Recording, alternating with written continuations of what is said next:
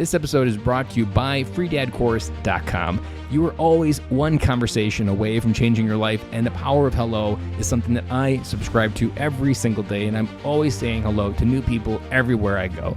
Increasing your opportunity, increasing your connection, and getting access to the solutions to the problems that you are facing, whether you're on active duty or just beginning your veteran transition or even transitioning out for 20 years. On the other side of hello are the solutions that you're looking for. Again, head on over to freedadcourse.com. Get your 5-episode audio course to create more connection, create more friendships, and get back to living the life that you're trying to design. Dory 1, this is Fire Team Delta. Dad's coming home. Welcome to the Military Veteran Dad Podcast, where it is our mission to bring every dad home. I am your host, Ben Killoy. I'm a United States Marine veteran, husband, and a father. We will bring authentic conversations to inspire action in your life so we can close the gap between the dad you are today and the dad you want to be tomorrow. This is the Military Veteran Dad Podcast. Welcome back to episode 55. If this is your first time listening, welcome. And this is a podcast where we dive into the trenches of what's in your way to prevent you from being the dad you want to be tomorrow, today. And we dive in with everyday dads. We dive in with authors. We dive into all the things that you aren't talking about that you need to. If you're a longtime listener, I want to thank you because I know you have choices and I know there's a lot of podcast options out there. So if you are listening, I want to thank you because your listening to this episode means the world to me. Today's topic is marriage. Marriage is something that we haven't really dived into a lot. We often talk about it with guests, but we haven't actually dove into it. And today is that start. Quick statistics that 50% of kids today will see a breakup or see a divorce in their lifetime. Another one that really got me was 40% of kids a day are growing up in a fatherless home. That we need to be there as dads to raise good kids, and we need to play a role in our kids' lives to make them good adults. It's not just a one-sided thing that we can deal off with to the mom. And today we're diving into that. Because let's face it, when the marriage is working, everything else seems to be easier. And when the marriage is not working, everything else seems to be harder. So today we're going to talk with Daniel Faust, who is going to talk about how to take your marriage and get essentially what he calls a PhD in your wife. Daniel Faust is a certified DISC trainer, a behavioral consultant, an educational manager. He has served 17 years in the United States Air Force, active duty, and reserves. His diverse experience working with military, government, foreign nationals, and corporations has equipped him to serve in marriages, families, leadership, and communication. His heart is for the community at large to thrive in their relationship. Daniel serves as a relationship consultant via writing books, blogs, conducting live videos on his Facebook. If you want to friend him on Facebook, he drops a lot of value there. Seminars, workshops, consultations at Learn and Live. Daniel is married with his wife, Michelle, with 4 kids, currently stationed at Dover Air Force Base. And just one more reminder before we get started that on Friday, we're dropping short 5 to 15-minute episodes now of me just on the mic giving value and giving things that are on my mind and my heart to help you, the dad, come home. So without further ado, here's Daniel Faust, and I'll talk to you on Friday. Welcome to the show, Daniel. Thanks for letting me join. I am excited for this because we are going to deep dive into a topic that we haven't talked about on the podcast. We talked about it, but we've always stayed in the surface, and that is marriage. And you are the marriage guy when it comes to military families. You wrote in a book.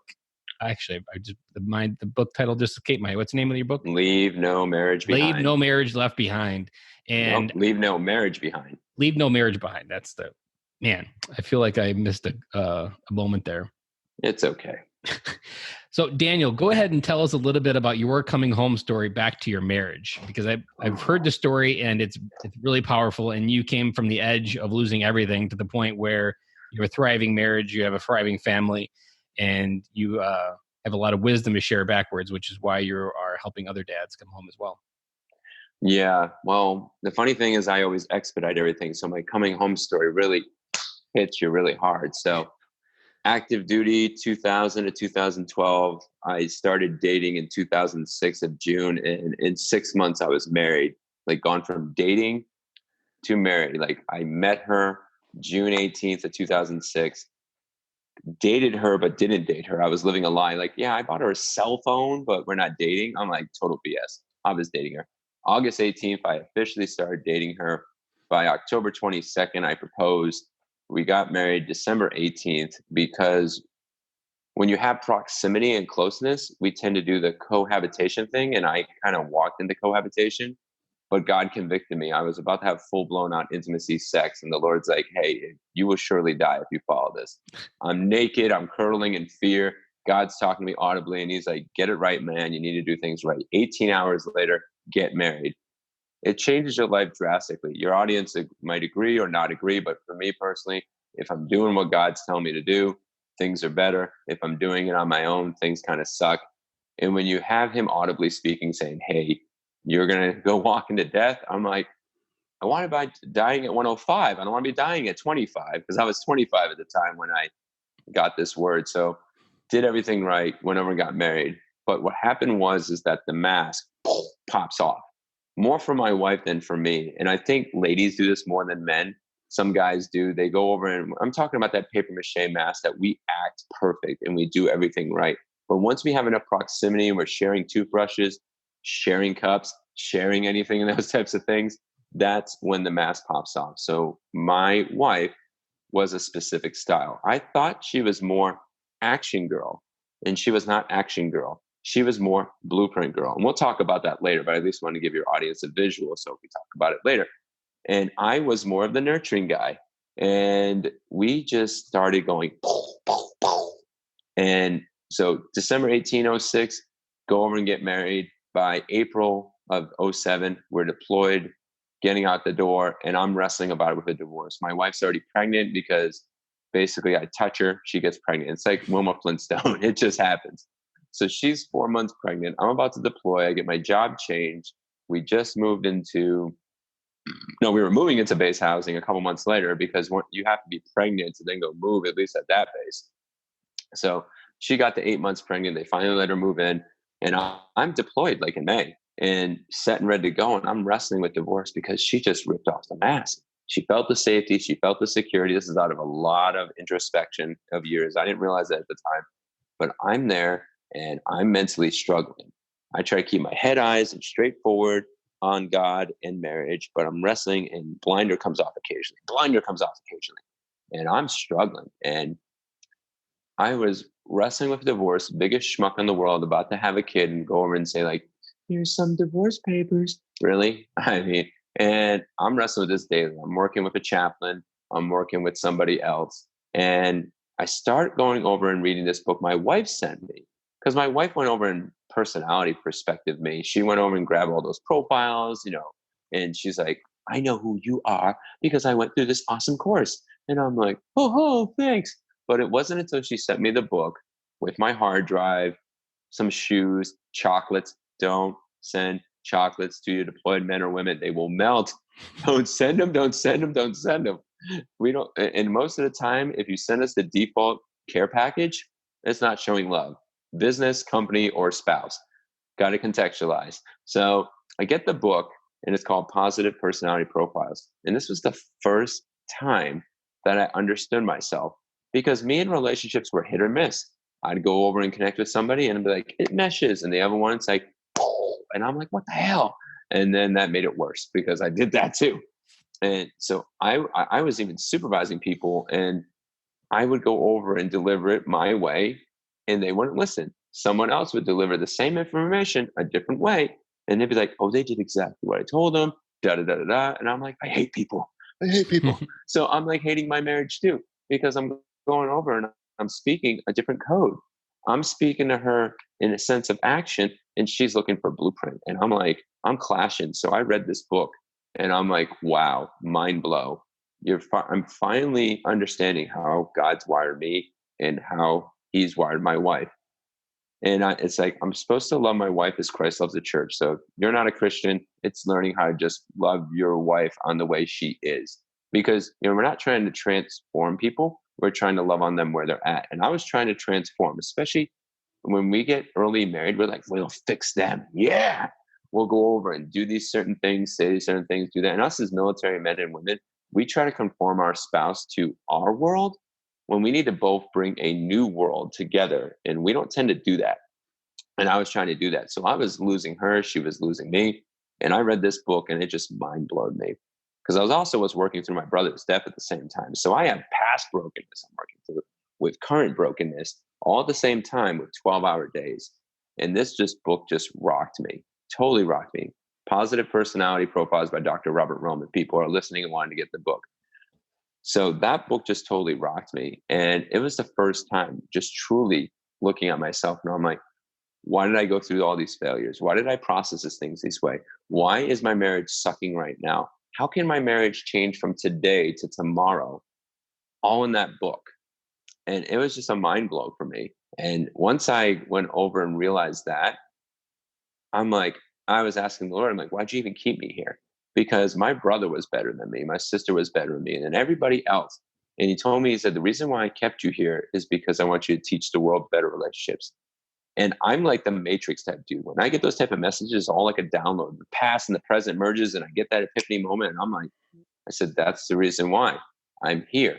I'm like, I can help people with their marriages and their family and leadership and other life problems because now I understand it from the deep perspective because I kept trying to rewrite the script, trying to figure it out and everything else. And I had to go through many different walls to get through. And because it was so difficult initially with my wife, if I can love my wife well, my kids are going to be easier. And then the people at work are going to be a breeze because I get to leave them at the end of the day. I'm not sticking with them because you'll PCS, you'll change and everything else. But those people, your spouse and your kids, are going to be with you. So that totally transformed my life. And from there, it took a while longer, like to actually resonate it fully. So I got the initial download like there. And we went through 3 more kids, 3 more deployments, a couple more moves and everything else. And it took until about year 7 to really sink that in. So don't think I just became a magical wonder on that deployment, became like godly man / marriage man. It wasn't that great. It was starting to see the bits and the pieces. So I had information, but I didn't have transformation. So it was a mind blow informationally wise. It took 6 more years of transformation.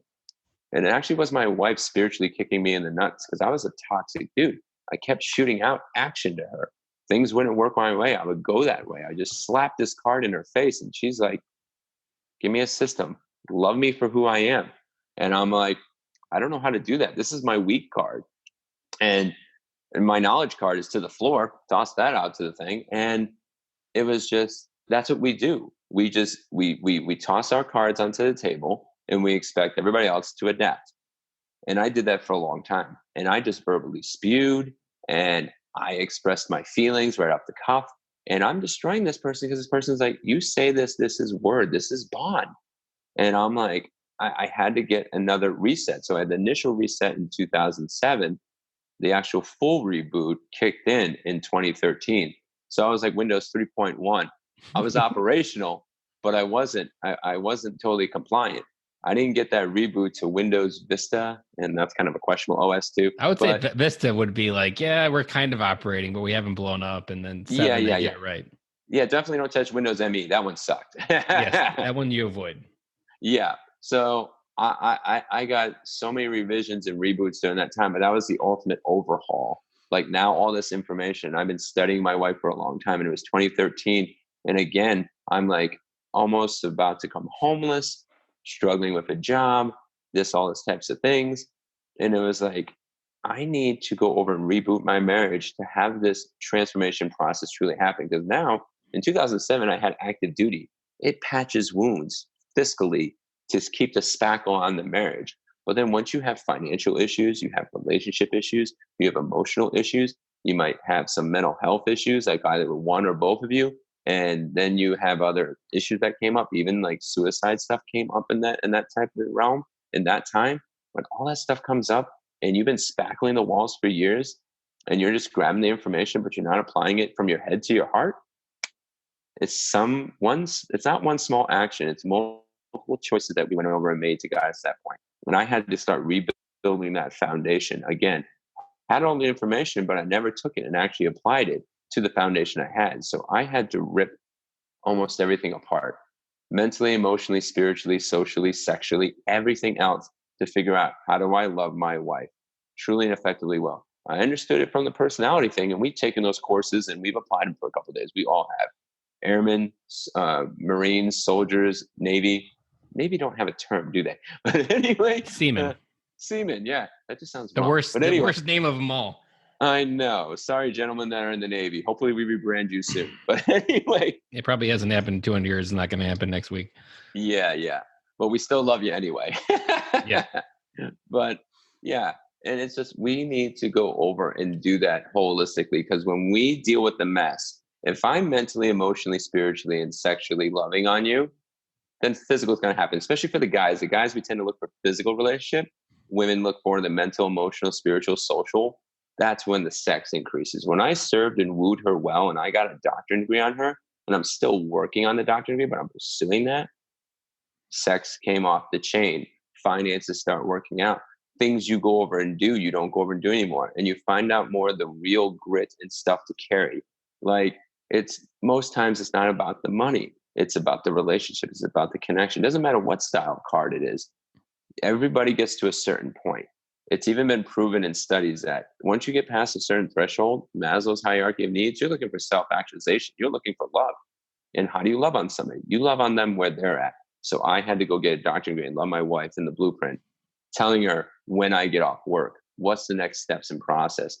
How do I go and bring spontaneity? It's planned spontaneity. I go love on her that way. Hey, every 18th, I'm going to do a monthly anniversary. I started doing that from year 7 to current. We're at 155 months. We'll be at 156 months, which will be 13 years on the 18th of December. And we do that on a regular basis. I can bring the spontaneity into the marriage, my action card, but still give her a blueprint on the day and what it is. And now she's excited for it, compared to, oh, I'm going to impromptu do a date night on a Saturday. She already has mental plans. I stress her out. I'm choosing an exit based on an even number in my head. And she's starving, pregnant, and hangry. Wrong plan, because I wanted to go impulsive, and I can still do impulsive if I go over and bring a blueprint to her. Now, if your spouse is different and you're both like action cards, you have more freedom and spontaneity, you'll thrive well. But most of the time, we go opposites attract and then opposites attack. And we go from opposites attack to go from face to face at first. And then it starts getting rough. We do the shoulder to shoulder. Okay, tasks that we need to go over and do to grind out the marriage. Then we go back to back, especially when we have kids. I'll take work, you take kids, or you do this and you do that. And as we chug along, we get further and further apart. And eventually we're both looking at each other and we're like, year 4, year 7, depends on it. The average divorce is 4 years. And literally you go look at who the hell are you? Who the hell are you? And it's just that now it's just the several triggers that come over. And what's the one last trigger that's going to blow you apart? What's the one thing that's going to take the cake? And when you go over and look at it, it's like, how do I go over and serve and love you? And then I rewrite the script and I don't look at my marriage contractual and I look at it covenantal that says, hey, I'm here for the long haul. Then that changes. So even for myself, marrying in a Christian way, I was still contractual for the first 6 years. I was just, but I didn't know what my contract level was. So I just emotionally felt it. So if emotionally I could handle it, that's when it went. And in year 7, 2006, 2013, year 7 was both almost of our breaking points. And when she spiritually kicked me in the nuts, all that stuff came back. All the stuff that I did wrong, all the things, because I couldn't get her to do what I wanted her to do. I'm embarrassed by that, but it shows the transformation of what God has done and what we have learned on how do I go over and love her in a practical way. Because me taking authority is not right. Me going over and submitting to ultimate authority and then loving her in her mess.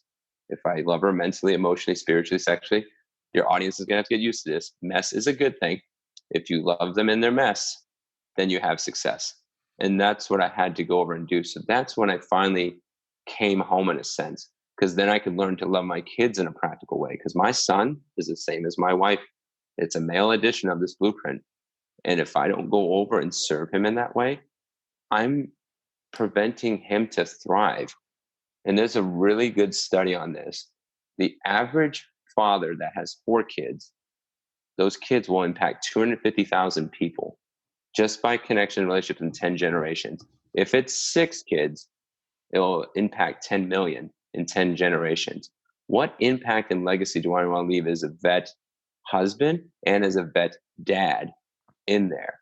Because if I go over and I don't do that first with my wife and get that doctorate degree in my wife, then I'm not thriving well. Then I get my bachelor's degree in my kids, because now that I understand the most intimate relationship, then I jump into the living room, and then I can jump into the boardroom, and then everything else thrives usually afterwards.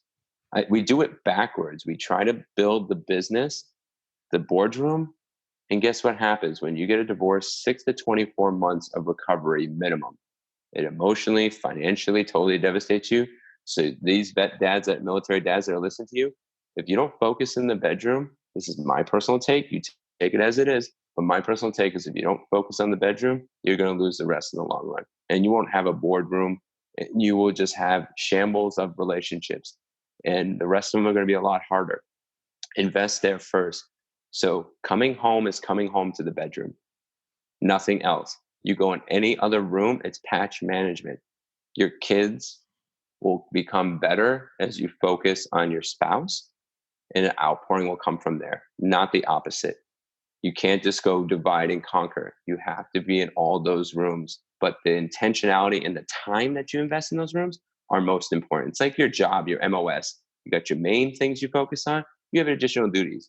If you make your additional duty your main duty, you'll never do your main duty. And when you deploy and those war center tasks comes up and you need to go fire an M16 and M4, you're in a Humvee, or you do what I do, education and training. I'm not going to know how to do my war center tasks, and I'm going to die in the battlefield. I need to know that. So the same thing, focus on the bedroom. Your MOS in your marriage is to go and focus on your marriage, focus in that bedroom. So that was me in the breaking point, and where I see how I can help you guys and the people that are listening to this podcast to thrive. Well, that is one heck of a coming home story, and had lots of different things. I have one question for you, as I want to maybe rewind back to like those early moments. Mm-hmm. Often what I find with dads, and even myself, there's some realization, some fact that you're afraid to admit. And it's written on the wall in big, bright lettering, but we're running so far from that as fast as we can. What were you running from? What were you afraid to acknowledge about yourself that you were so afraid for someone to figure out? Intimacy more than anything else. Pornography. Like whether you were lovable type? I realized myself years ago that pornography destroyed my relationships and intimacy, and I longed for intimacy and connection. So the thing I was running from is in the sense of like, can I truly be vulnerable with somebody and they don't run away? And unfortunately, in this world, a lot of people do run away. But I have to find those people that I can be truly vulnerable and truly transparent with them so I can go over and thrive. Because some of the things I also gone through is I had a parent's divorce, I had a brother's death, and then I was sexually molested from like 8 to 15. So all those things culminating, I think I ran from is I kind of overran into relationships. So I would get involved in everybody's relationships way too quickly. And I didn't trust that they were going to be there. So I try to force it into that. To stick. To stick. So forcing it into my marriage and rushing it, forcing it into my kids and rushing it, forcing it into my business and rushing it, and trying to expedite. I wore combat boots, khaki pants, and a button-down shirt to churches, telling them how much their marriage ministry sucked and how much I needed them. That they needed me, not needed them. Needed me. And I'm freaking them out because I'm pushing so much of my brokenness inside there. Even though it's my calling, I can't force it in there. So I have to be okay, for me personally, that he loves me and he gives me the best of the relationship. And then I get to then pour into relationships when they allow me to. And then that becomes the fruit of the relationship. The nurturing card, which is my primary card, I've come to the realization, this ain't clinically studied, but each of our cards is our primary. So my wife's blueprint is if she doesn't have structure, things will fail. For myself, if I don't have relationships, things will fail. If I don't have freedom, it will fail. If I don't have knowledge and self-awareness, it will fail. I think the running away on the wall is based on our values. So whatever values are our highest priority is also our highest struggle. And when we push it into overdrive, we're actually pushing people away. It's not a bad thing. It's not a good thing. It's just different. But when you push it into overdrive. And those people are not ready for it. They freak out. So, my wife will shut down. This person will push even harder. This person will go over and push the task harder, and this person will just go retrieve away and just go recluse. And it's so difficult until you actually start working on those things to understand that. So that would be where my thing I ran from. But I And need I to could say, go. if I could reflect on it, is Yeah. also that I don't think you ever truly felt unconditionally loved. Like your mind hadn't perceived that love is real and lasting forever. And when you entered your marriage, which is a lasting love, you had this disbelief because evidence had shown in your life that even your own parents' marriage didn't last, and other different things going into your own marriage that you had that disbelief that it could actually be real. And then that's probably where you got into the contract, because if you didn't believe it was going to be real, you were going to try to make a contract to make it stick, almost that we were going to make a deal and this is how it was going to be. Maybe is any of that true? I would say partially. I don't think I specifically said, "Oh, I'm doing these things," but we did it unconsciously. My dad and my mom cheated on my dad 4 separate times in like 20 years. And if I go reflect correctly, he then said, "This is enough," and pushed out. I probably unconsciously absorbed that. And then my brother died. So then I have one of the most intimate relationships outside of my wife go. And then I'm getting sexually molested on a regular basis and mocked and ridiculed every single day. I'm dumb. I'm stupid. Like, one of my closest relatives, because I won't say names just to keep brevity, and also I want people to see a transformation, but they don't need to put it towards a person. They call me a dumb royal F every day. Stupid, everything else. I still struggle with those beliefs in my marriage and in my family. So I will naturally run it as a contract in a sense. Okay, I will conditionally do X, Y, and Z, and then I will just accept what they go over and give me. I have very few relationships that actually unconditionally love me. I'm starting to see that now that's happening, but I need to really truly love myself. And those negative words that I got told, anybody that gets these negative words, "You are stupid, you're an idiot, you're a moron, you're a dumb royal F," whatever it is never true about you. It never is. It's hearing the truth of who you really are. You're smart, you're intelligent, you're beautiful, you're sexy, whatever terms you're going to go over and use. That's what shapes who you are. And then that truly transforms you. So I kept running because I kept getting hurt. My soft, nurturing self, little boy, like my son is a sort of replicant of me. He's not exactly the same. But if I go over and I don't feed that stuff into him as a dad, I'm setting his foundation for the next 20 to 60 years. Mm-hmm. Yeah. And then it's going to reflect on forward. So I need to work on my foundation, rework. And then that's how I reflect that in the marriage first, because I need to work that foundation most intimately. And then I go into the living room and I work with that. I can't prevent everything. We still can believe in brokenness no matter how great dads or how great husbands or how great leaders we are. But I don't want to be a conduit of continual brokenness. We need to rewrite the script, not just go over and say, "I'm going to fix that one part that's broken with me." Because I saw that intergenerationally, and there was no alcoholic abuse. There was no domestic abuse in my family. The sexual molestation was, again, from a relative. And yet most of my other relatives didn't know. It's shame as a boy going over and saying that you're getting molested on a regular basis and you didn't know how to process that. And the long story short I see from this is that we truly, as men in our marriages, we need just to work and thrive from there. I'm getting a little distracted. I guess the way to tie the point together is that I need to work on myself so I can thrive and understand myself, and then my wife and my kids so we can go overall thrive together, no matter what the brokenness is. Because that's what's going to keep a marriage together. That's what's going to keep a family together. That's what's going to keep the leadership together. And we need to continue to go over and do that. And we can't do it alone. This bootstrap pulling that we get convinced in the military, total BS. We just did resiliency tactical downtime. We've had 78 airmen kill themselves by November of 2019. Like in all the Air Force? all the Air Force so far. So 78, it's 28 more than what it was last year. And they're anticipating if things don't change, it's going to be 100 plus. That's the single most thing that's going over and destroying us. But the things that are destroying us first is if we're not working through our junk, our marriage, and our family, because all those things will culminate. And what's the one thing that's going to make you blow? So let's start early. Let's start being proactive. Let's start being consistent. And I need to do that for myself so that I can outpour into those people. Because if I don't do that, I can't serve well. I can't be that military marriage guy that now I'm starting to get branded by. If I'm not continually getting my doctorate degree with my spouse, I'm not continually working through my stuff.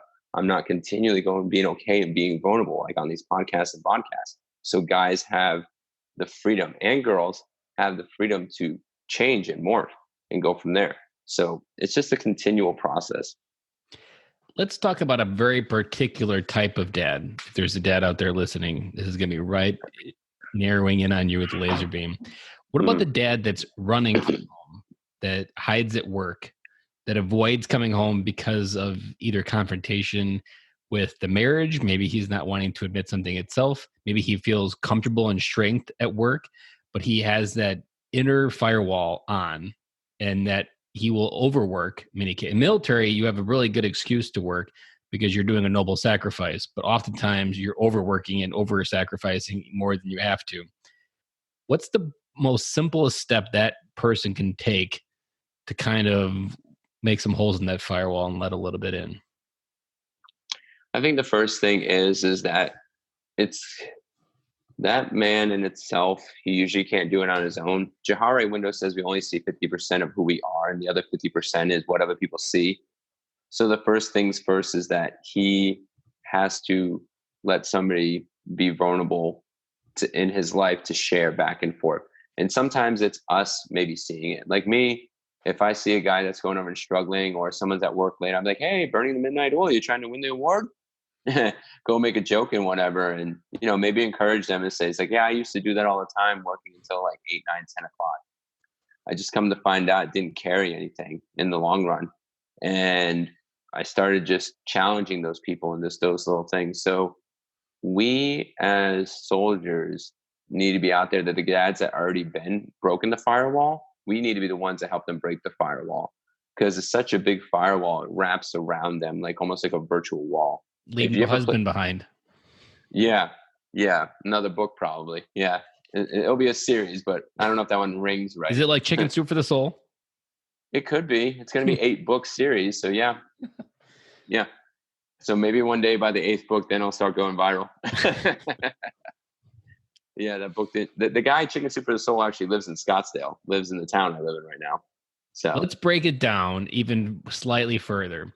If you could leave that dad a piece of advice on a sticky note sized piece of paper and leave it at his desk while he walked away to come back and find, what's one sentence that dad needs to hear? Or what advice would you give that dad on a sticky note?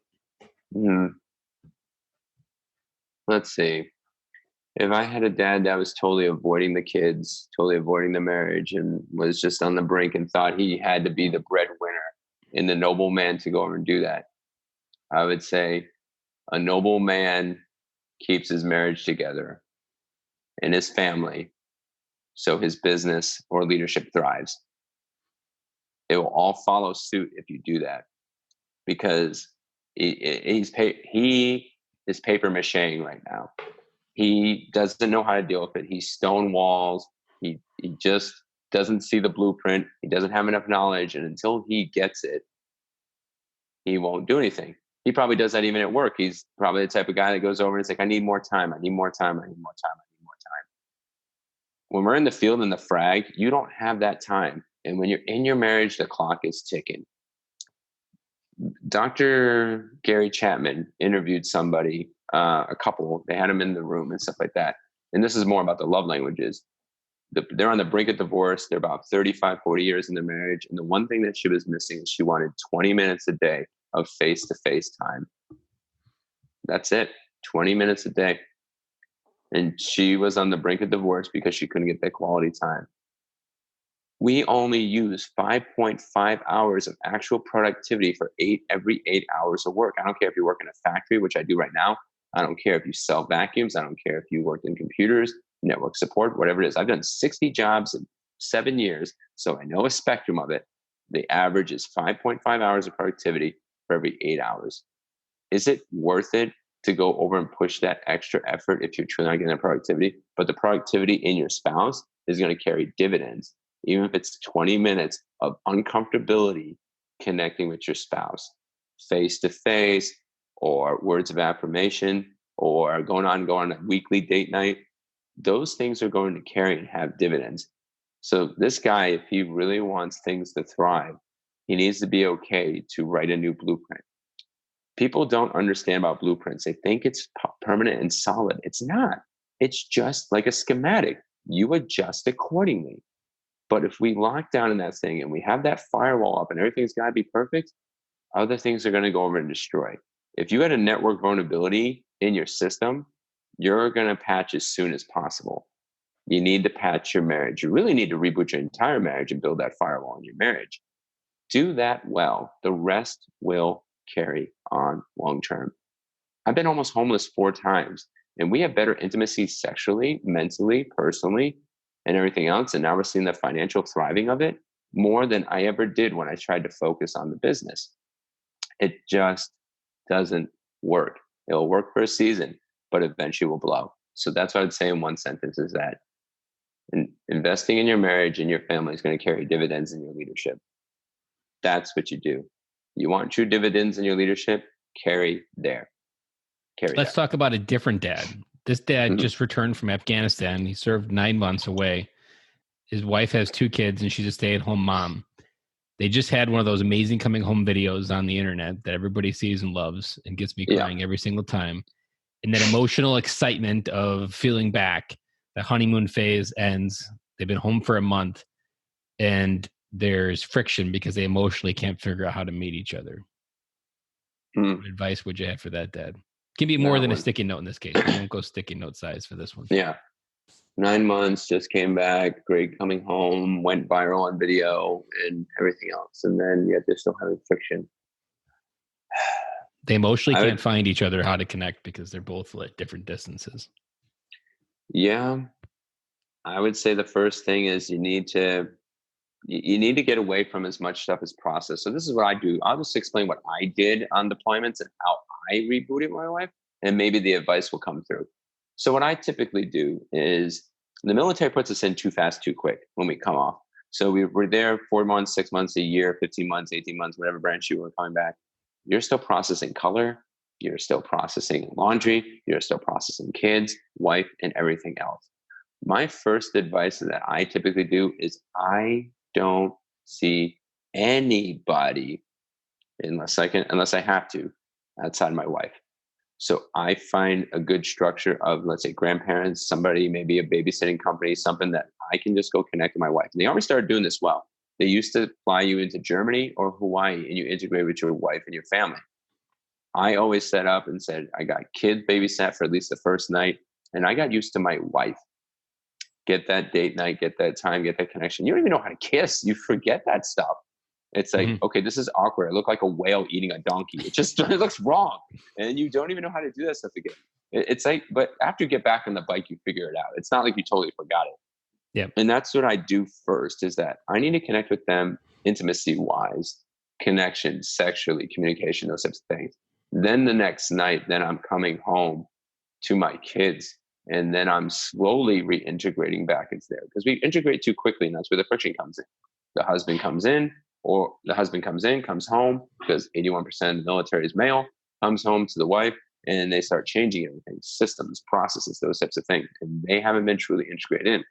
I need to integrate mentally, emotionally, spiritually, sexually, socially back with my wife, get back into that type of mess. And that's a good mess to get into. So then I can reboot well. And I need to be an observer as a dad. If I start going over and shooting my mouth and saying, this needs to change, and this needs to change, this needs to change, this systems, or I relationally rush in real quick and I try to go over and say like, super dad, it just doesn't work. Or if I become action dad and I just go over and I just say like, let's go do a bunch of things. Let's go do all these types of things. Or I recluse back and I'm not connecting with my kids or my spouse. That's when the friction comes up. Like, hey, you're always gaming, always everything else. So it needs to be a slower integration process. We're even trying to work that with the transformation process going out. That 6 months prior, you go into a transitory unit. I'm working with some companies to do that, they give us 6 months prior to have that transformation process. We need to have a continual transformation process because we get integrated when we deploy. You at least get 3 days average to say, hey, you see dirt, you see sand, I see frag, I'm seeing it. It's like that you have your battle buddy with you for so many days, and then your team leaves and then they fly out and then you handle it on your own. We need to do the same thing when we get home.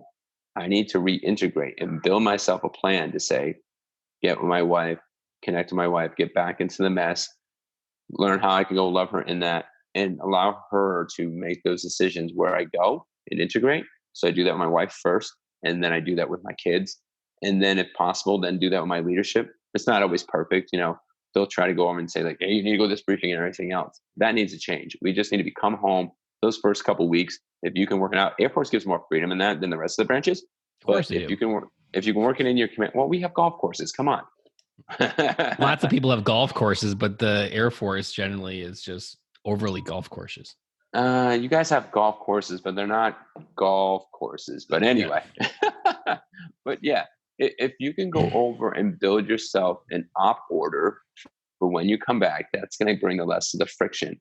If you get a chance, the Billy Graham Evangelistic Association goes over and gives 2 free marriage conferences to every active, guard, and reserve person every single year. Take advantage of it. thecove.org. Go to the website. No, ma'am. Not right now. The kids are trying to visit the living room. It's funny. That's probably how dare they? No, I'm just gonna. She's more my conscious one. She's probably saying it's exactly a certain time, and I'm like, no, we're gonna go as soon as possible. Yep, it's right at 8:30. We'll adjust.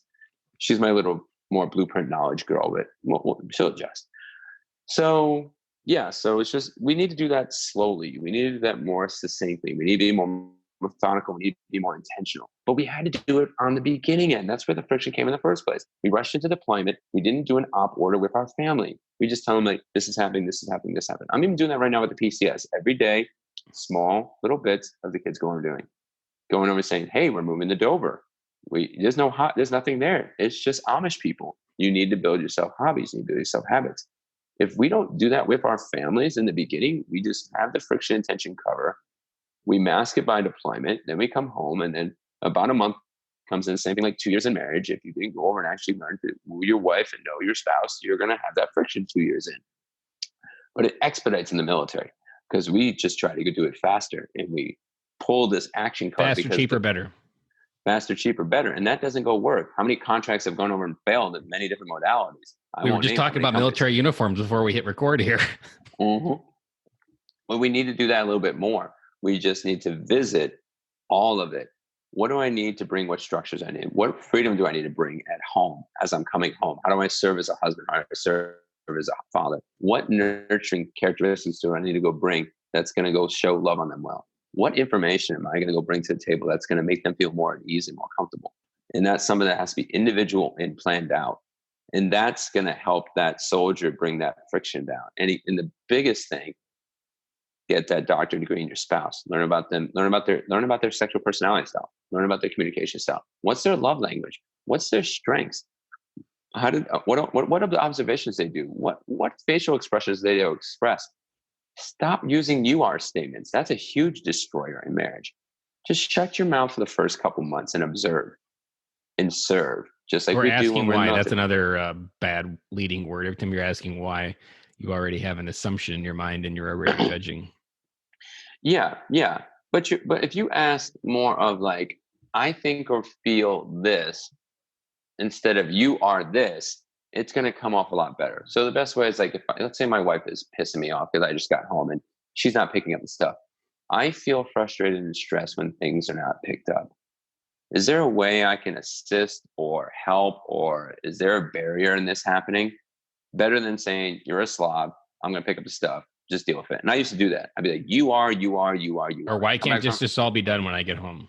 Yeah. Why can't this be done when I get home? You're home 8 hours, 10 hours a day. But I became a stay-at-home dad for several months.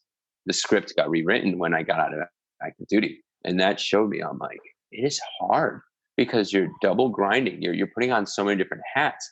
You're like, it's a decision making. It's exhausting. Yeah, exactly. So at the end of the day, that all the things that you have, you get to the point and the kids come in and then the food and the dinner and everything else. And you're like, you're mentally spent because the average male speaks 50,000 words. The average female speaks 100,000 words. And when you have kids, they throw 150,000 words at you and you're just spent. It doesn't matter if you're dad or mom. And I had to learn, I'm like, I even had to reboot in that sense. It's like, what is a tangible standard that my kids going to meet? What's a tangible standard that my spouse can meet? What is a value versus a preference? Sitting back and coming back from deployment and just observing and being is going to be the most important thing. And if you're struggling with PTSD, anxiety, depression, those types of things, and if you have the revenue coming back, or you have the freedom, go to the cove.org and go on their marriage retreats, maybe go over and get one of those sponsored trips from another veteran site. Or if you have the revenue, don't waste it on a truck. Just get out and go somewhere that's going to relax you. If you're a woods guy and you need to go fishing, just reboot your family. Most schools, 18 days you can miss of school, not get penalized, 10%. If you're coming back from deployment, the school is going to understand. You might need to take that first week and just reboot in a place that's not your home. Figure out how your wife and your kids are working. Build that op order to go over and say, how am I going to go perform for this next season in life? Because things change so drastically and you only got bits and pieces dropped. That's it. And now you're coming in fully immersed. Wait a minute, you cut your hair?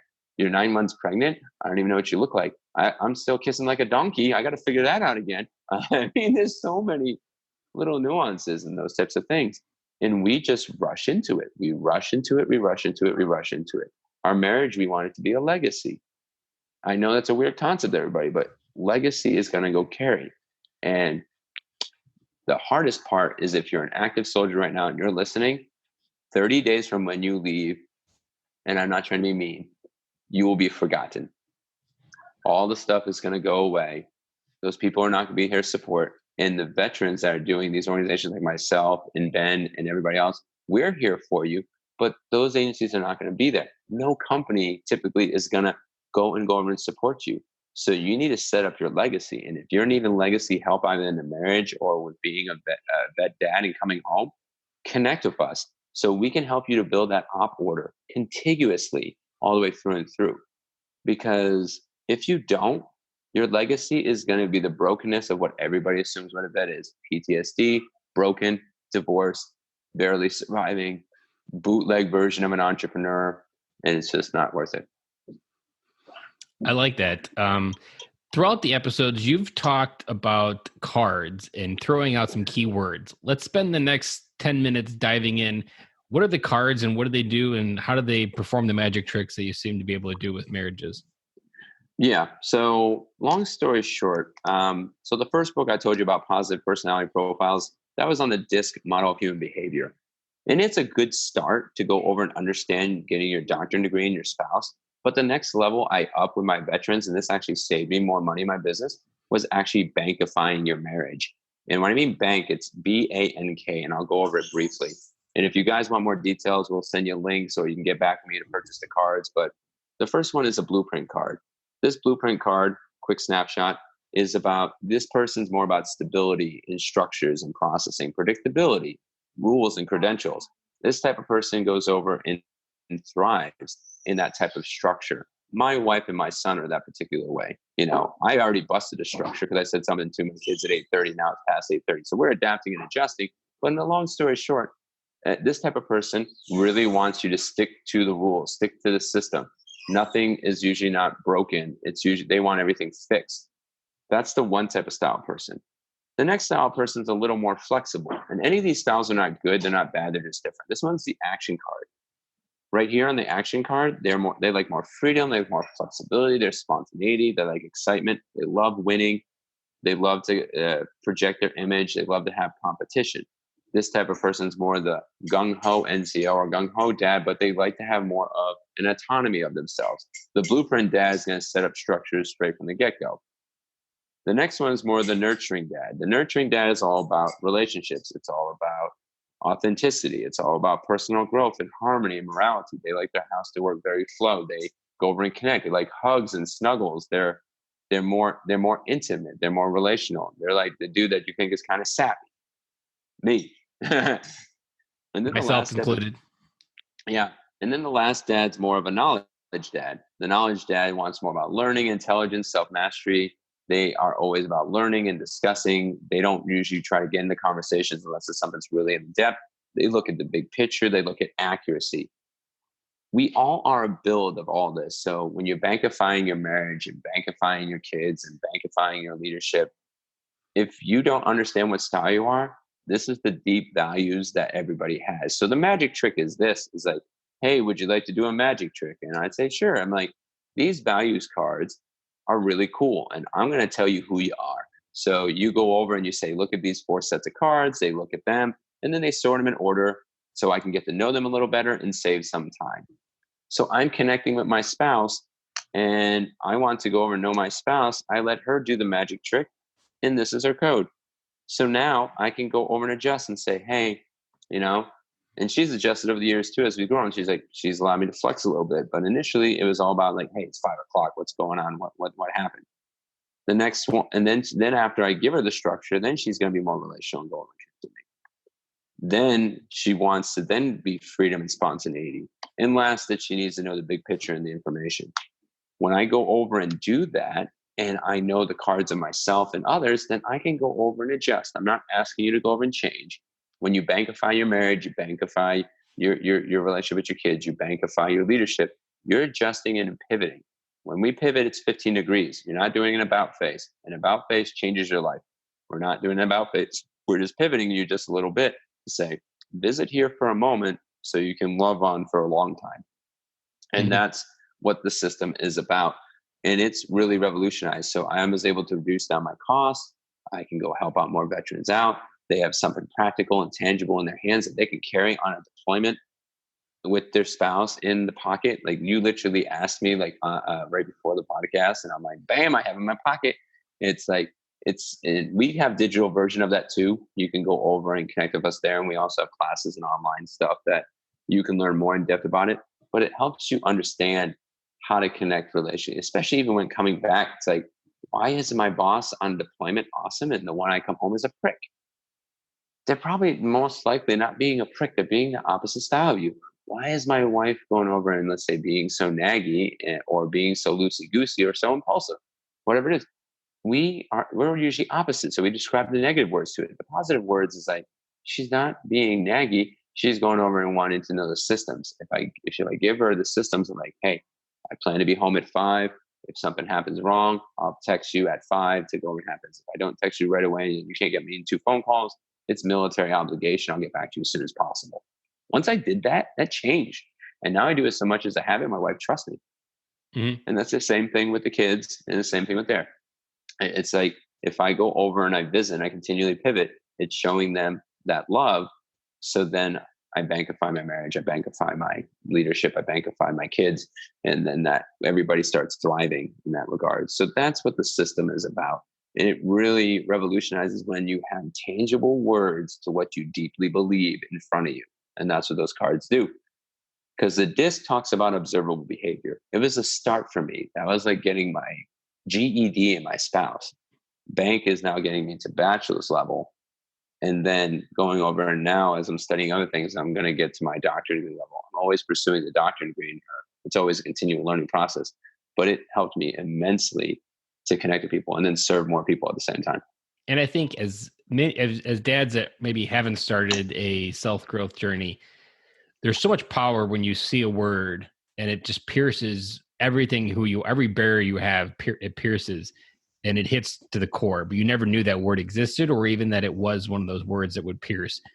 Those words are powerful when they hit. And that's what I remember when you did the bank card trick on me, that there's words on there that are just regular words. But when you read them and see them, they can transform you because you've never seen them applied in the context in the way that you're looking through it. And that can mean everything when you're trying to solve some of these problems. Yeah. And it helps you find out what struggles you have in marriage, what intimacy problems you have in, why is it I connect sexually sometimes with my spouse and other times I don't, or why we are totally opposite. Why am I more free in the bedroom or less free in the bedroom in that particular regard? For that particular regard, for me, I like to wow my spouse. That's my natural nature. I don't care where I get. I don't need to have Dior. I don't need to have desire, excitement, orgasm, release. She has that. I'm ecstatic. you know, and that can weird people out and be like, wait a minute, you're not all about the grind. More of the action spouses are more about the wham bam, thank you, ma'am. And that's not a good thing or a bad thing. It's just different. But It you have just to look is. at what spouse you're with. If I'm with more of a blueprint spouse, then I need to be more systems and structures and processes in the bedroom compared to if I am the action spouse and I'm like, hey, it's all about me and sex is a frustration point and that's how I get my relief. That's great. But if you're not serving the other, you're going to start pushing that distance and then Yep. separate. Yep. So, Daniel, if people want to dive into more, where is the best spot to dive into more about leaving no marriage left behind? Yeah. Leave No Marriage Behind is a great book to go over and start. That's on Amazon, worldwide distribution. They can start there. We do a 20-minute free consultation with all military veterans and first responders. First 20 minutes is free. Get with us on Facebook. Find me on Daniel Faust on Facebook or Learn and Live on Facebook. They can also go to militarymarriagecounselingaz.com. It has a brief synopsis on what we go over and do. We're still working on final tweaks.